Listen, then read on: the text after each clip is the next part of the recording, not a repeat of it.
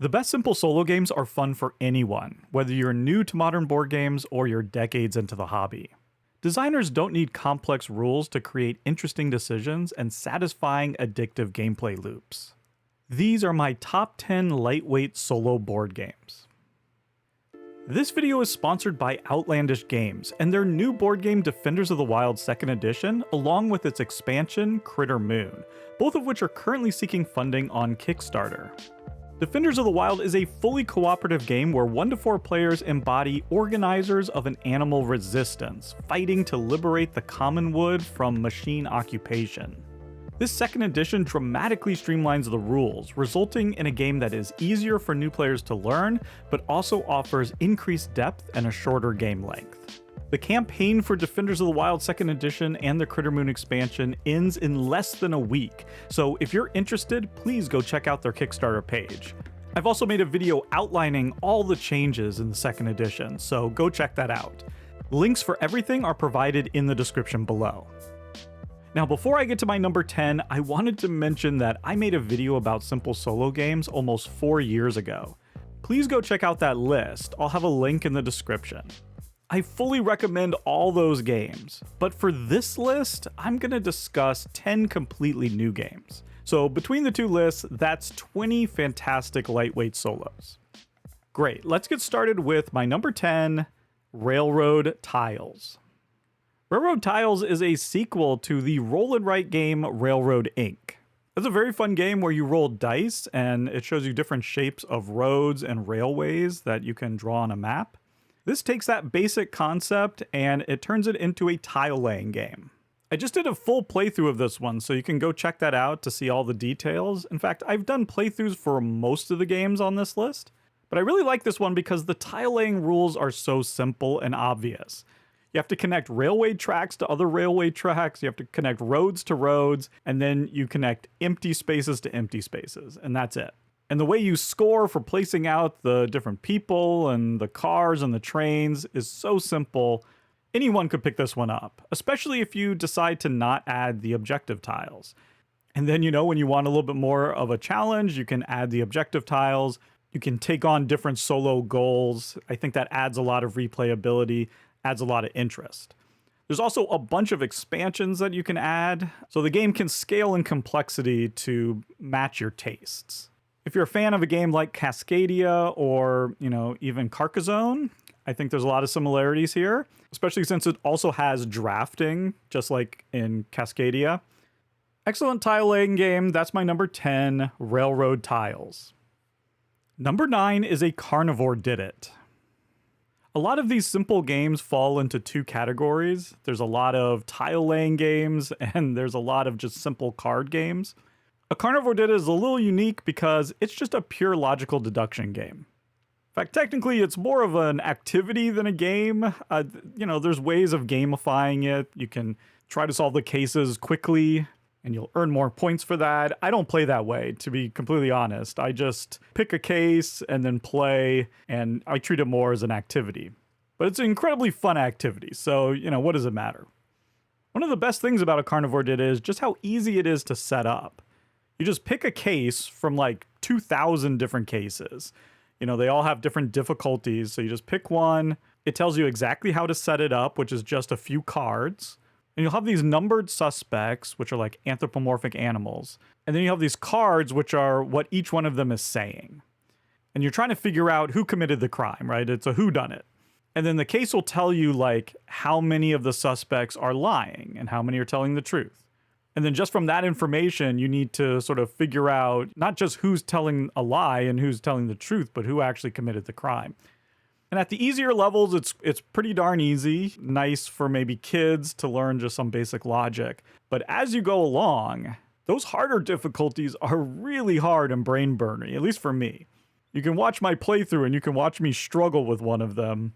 I was actually quite impressed with how complicated it got. If you're into these kind of deduction puzzles, then I highly recommend a Carnivore Did It. That's my number 9. Number 8 is MicroMacro Crime City. This is another game that's more of just a really fun activity. The entire game is just a gigantic map. And it has very detailed and tiny black and white drawings all over it. It's very reminiscent of like a black and white Where's Waldo.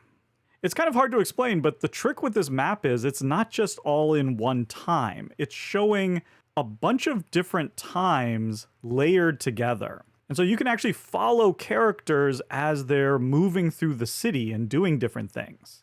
And the game is that you need to solve some of these murders. So you have a little stack of cards that have different cases on it, and it will direct you to a murder that's happened. And so just by observing and moving around the map, following people around, you need to sort of figure out, how did the person die? Who killed them? What was the motive behind it?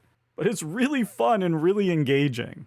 When you have bad eyes like mine, it can be hard to see some of the stuff. It's so small. This one's best for those with good eyesight. That's my number 8, MicroMacro Crime City. Number 7 is A Gentle Rain. This has got to be the simplest game on the list. This is just a straightforward tile laying game.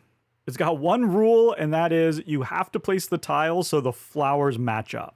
That's it. You just draw a tile and you place it somewhere where it can fit. If there's nowhere where it can fit, you just discard it. What you're trying to do is build out the tiles so it creates these empty full holes. And then you're going to fill that hole with a plastic flower. Your goal is to place out all of the different colors of those plastic flowers as fast as you can. There's not a lot to it, and yet it's oddly addictive. It's got this strange mix of being both calming and cozy, but also kind of frustrating. I think the meditative quality comes from just having your peace and just staring around, looking around for the best spot to put it. A lot of times you'll find a spot and it almost can fit there, but not quite, and so you have to keep looking around. There's a little bit of strategy that you can throw in, but not too much. But that's fine because, again, this is like a 10-minute game. It's really quick. This is the perfect late night or maybe early morning kind of game. That's A Gentle Rain, my number 7. Number 6 is Orchard, the 9-card solitaire game. This is another ultra simple tile laying game. I told you there'd be a lot of tile laying games. It's honestly very similar to A Gentle Rain in terms of length and complexity. You have a deck of 9 cards, and you're going to be placing these cards out. But the rule is, for each card you put out, it has to cover up a card that's already there. And to do that, the trees need to match. So you have these 3 different types of trees, red, yellow, and purple. And you want to overlap them because that's how you score points. The first time you overlap, 2 trees of the same color, you put a die on there with a 1, so that's 1 point. And then if you cover it up again, you switch that die from a 1 to a 3. And then if you cover up again, it goes from a 3 to a 6. And then from a 6 to a 10. So the more you can cover up these same spots, the more points you're going to get. It's actually surprisingly tricky to find, where you can cover up like multiple trees. Just like in A Gentle Rain, a lot of times the pattern like almost matches but doesn't quite. It's definitely the more puzzly of the two. And I should also mention that Orchard is the first in a trilogy. So you also have Grove and Forage. Each of the sequels builds on Orchard but adds a little complexity. I personally like the purity of the original, and that's definitely where I would recommend starting. That's my number 6, Orchard. Number 5 is Tin Realm. Tin Realm is a standalone sequel to Tin Helm, which itself is kind of a mini version of Iron Realm. All of these are solo-only dungeon crawl games. Tin Helm and Tin Realm come in these cute little tin packages with these tiny little cards and small components. They're very easy to travel with. You can just fit them right in your pocket. And Tin Realm is just a straightforward, incredibly smartly designed dice-chucking dungeon crawl. You start by sort of creating a little character from a few different choices. You start with some gear. And you're just trying to complete your journey by resolving these different locations, which might have enemies that you need to fight, or traps, or, different treasure, all sorts of different stuff. And the combat is very straightforward. You pick how much energy you want to spend, which is going to give you like a certain number of hits or a certain amount of damage if you hit. And then you just roll 2 dice, just 2d6. And your damage is the difference between the 2 dice. So if you roll a 5 and a 2, then you've done 3 damage. Plus however much damage you get from the energy that you spent. So depending on your character, maybe you spend 2 energy, that'll equal 5 damage. So that would be 3 plus 5, 8 damage. Then you just subtract that from the number of shields that the enemy has. And, that's the damage that you cause. You would subtract that from their health. When the enemy attacks, you do the same thing. Roll the 2 dice, take the difference. And then, of course, you have items and equipment that you can use that modify things. It's a very clever system. As far as quick, simple dungeon crawls go, this, I think, is maybe one of the simplest, one of the easiest to get into, and yet is extremely satisfying to play. I also love the black and white art. This is the second game with black and white art. Very different styles, but very effective, evocative characters. Highly recommend 10 Realm, my number 5. Number 4 is Dorfromantik, the board game. This is obviously a board game version of the popular video game. Another tile layer, the last tile layer on the list, I promise. This one looks a little bit more complicated, but it's actually as simple as the other ones, at least to begin with. The tile laying rules are very simple. You just have to connect rivers to rivers and railroads to railroads. But other than that, the different terrain pieces can connect however you want. You can place forests against fields and, fields against cities. It doesn't matter. The way it works is you have these goal tokens, and they're going to go onto these specific tiles. And it'll be like, oh, you want this river to be 4 tiles long, or you want this field to be 5 tiles long, whatever. And you're going to have 3 of those out on the board. And then as soon as you're able to complete that, as soon as you're able to make that field 5 tiles long, then you remove that one and you place out another tile that will give you another goal. And so as you're building all this out, you're just trying to complete those goals. Very, very simple, and it really looks beautiful when it's all completed. Now, the twist here is that as you complete games, you score points and you get to unlock boxes, in the same way that you would for a legacy style game. So you open up these boxes and they have new components and introduce new rules that make things a little bit more complicated, give you a few more things that you need to think about. So the complexity slowly grows as you play. Makes it a lot easier to learn. This is definitely my favorite of the lightweight tile laying games. That's my number 4, Dorfromantik, the board game. And you know what? The video game is actually pretty good as well. Number 3 is Scoundrel. And this one's a bit unusual for me because this is a game that you play with just a standard deck of playing cards. As some of you might know, I just started a brand new series on the channel called Totally Decked, where I'm playing a bunch of solo-only card games that just require a standard deck of cards and nothing more. This is a series I've been wanting to do for a long time, and I've finally gotten around to doing it. And the very first game that I played on that series is Scoundrel, because it's one of my favorites. This is essentially a dungeon crawl game, sort of like Tin Realm, where you are progressing through a dungeon that's made up of 4 cards. You need to engage with 3 of the cards that are there, and each suit is a different type of thing. The clubs and spades represent monsters that we need to fight, and their value is equal to their strength. The diamonds are weapons that we can take that we can use to fight the monsters, and the hearts are health potions.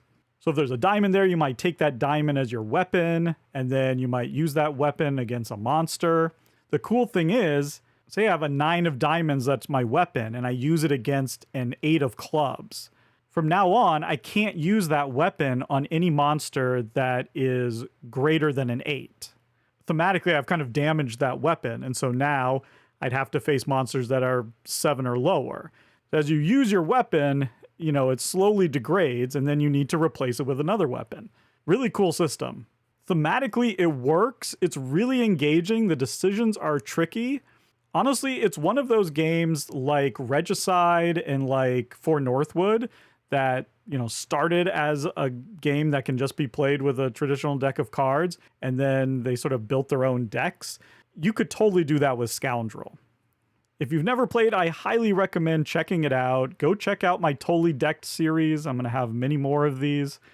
But there you go. My number 3, Scoundrel. And speak of the devil, my number 2 is For Northwood. Yes, just like Scoundrel, For Northwood began as a game that you could just play with a standard deck of cards. I believe it was called the Regency. So you can still go do that, but it has been expanded and you can buy it now as its own game called For Northwood, and it's fantastic. This is a solo-only trick-taking game. And I say this every time that I talk about For Northwood, and I gotta say, I end up talking about For Northwood a lot. This game winds up on so many of these top 10 lists. But I say this every time, you wouldn't think that a solo trick-taking game would work. But it really does. For Northwood is one of those trick-taking games where you're trying to guess how many tricks you're going to take. You have these sort of kingdom cards that are numbered 0 to 7. You're going to select one of those, and that's how many tricks you think you're going to take that round. So maybe you pick 3 or something. And then you need to get exactly that many tricks in order to win. And the way it works is you have your hand of cards, and then you have the deck. You just flip over the top card of the deck. That's what, your opponent is playing. And then you get to pick which card to play. You have to follow suit if you can. You're basically following pretty standard trick-taking rules. The twist is you have these 4 helper cards that have these special abilities that you can play. And there's all sorts of different powers, right? They might let you draw a couple cards into your hand and then discard some cards. So you can sort of change your hand up, or let you discard some cards that you don't want, or change the trump suit, or, all sorts of different things. And so it really becomes this puzzle of when to play those special abilities. You're pushing your luck a lot because you don't exactly know what card is going to come up. It's very compelling, especially if you're into trick-taking games. Check out my full playthrough on this one. This is just one of those games that I think everyone should play.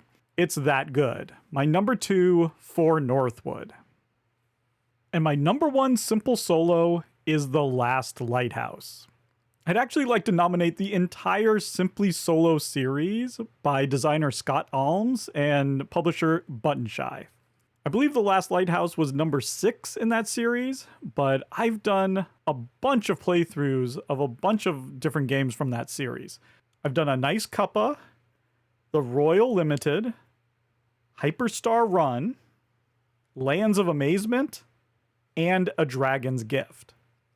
All of the games in the Simply Solo series are exactly what this list is all about. These are all solitaire micro games with very simple rule sets, but also an amazing amount of depth for just being 18 cards. The Last Lighthouse is actually one of the more complicated of the series. If you're looking for something even simpler, I would recommend A Nice Cuppa. But The Last Lighthouse is my favorite. I love the theme. I love the artwork. Once again, we're almost in sort of black and white territory. But the gameplay is just so clever and so satisfying. You have these multi-use cards. If it's turned one way, it's a nightmare. And if it's turned the other way, it's a trap. So when you have these cards in your hands, they're traps that you're putting out in order to try to catch these nightmares and destroy them. And when you do that, you actually get to take the nightmare, turn it upside down, and add it to your hand as a trap. That's the only way that you get new cards into your hand. And in a sense, it's sort of like a tower defense kind of style game where you're trying to protect the lighthouse from these nightmares that are constantly coming in and trying to attack it. So you're playing these traps out into this line of the nightmares, and the traps have like certain ranges to the left and the right that they can attack. They also have special abilities that go off either when you've placed out the trap, or they have special abilities that go off when they're defeated. Or the nightmares. The nightmares also have special abilities. So it's just one of those games where you can really pull off satisfying, like, smart moves. You can like figure something out and be like, oh, I got it. I'll play this right here. And then this will do that. And then that will do that. And I've just saved the lighthouse. It's so satisfying when you can sort of puzzle out the perfect play. I make a lot of playthroughs for Buttonshy games, and I talk a lot about them for a good reason. They're doing something very special. Go check out all my Buttonshy playthroughs. But that's my number 1, The Last Lighthouse, and the Simply Solo series. So there you have it, a bunch of great simple solos between this video and the one 4 years ago. Have I missed any? Please let me know in the comments below. And if you enjoyed this video, please think about supporting the channel by giving it a like, subscribing, and maybe becoming a member. But there you go, that's all for me. I'd like to thank all the financial supporters of Totally Tabled, including the totally radical Hextra, John Kohler, Scott Myers, and Jay Satterwhite, as well as the totally bodacious Narciso Jaramillo.